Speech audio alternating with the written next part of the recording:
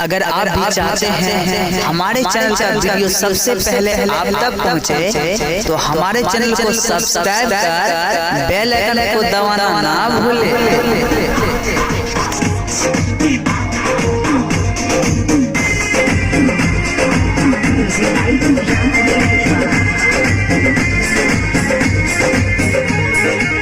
जब मैं सुहाग वाली रात में उसने चुम्मा से किया शुरुआत में,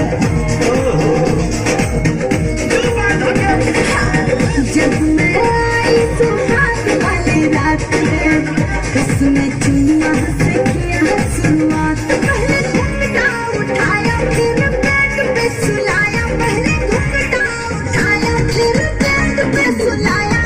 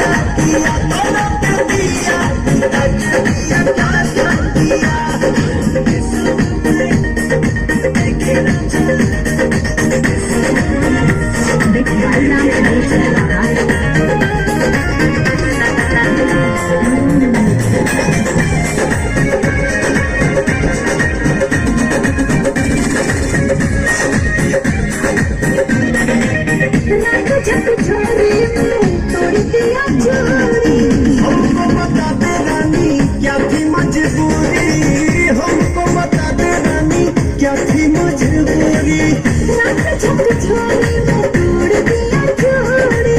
हमको बता दे रानी क्या थी मजबूरी।